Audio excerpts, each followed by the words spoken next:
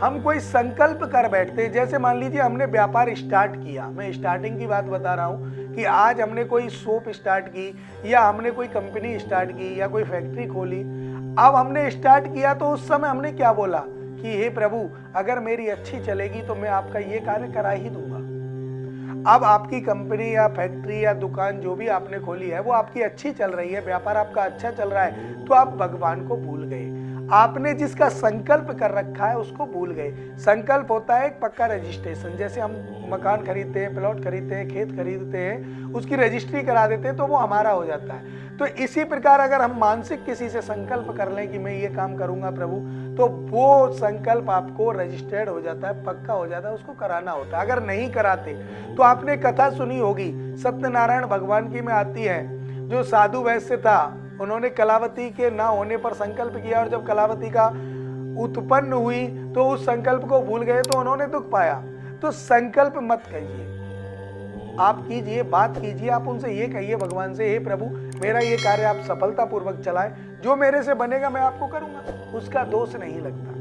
अगर आप नाम रख लेते हैं, मैं सुंदरकांड का पाठ कराऊंगा या मैं सभामणि करूंगा, बालकृष्ण लाल की मैं बांसुरी चढ़ाऊंगा या माँ शेरावाली की चुन्नी नारियल चढ़ाऊंगा या माँ शेरावाली पे भंडारा करूंगा, जो भी है आप संकल्प कर लेते हो।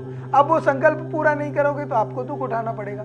तो ये व्यापार में विशेष चीज है कि आप जो संकल्प करो उसे पहले पूरा कीजिए। दूसरा, आप अपने व्यापार में एक गुल्लक लेके आए और उस गुल्लक को अपने व्यापार स्थान पर रख दें और उसमें हर बुधवार के बुधवार, मैं डेली की नहीं कहता कि आप डेली निकालें, हर बुधवार को 10 रुपए, 20 रुपए, 50 रुपए जो आपसे बन सकता है, 1 रुपया भी अगर आप निकालना चाहो तो 1 रुपया भी निकाल सकते हैं और उस गुल्लक में आप 1 रुपया डालें, 2 रुपया डालें, 10 रुपये डालें, कितना भी डालें, हर बुधवार को डालें। और जब वो गुल्लक भर जाए तो उसे तोड़ लें, अगर लोहे की है तो खोल लें और उस पैसे को निकाल करके उसमें कितना पैसा उसे गिन लें।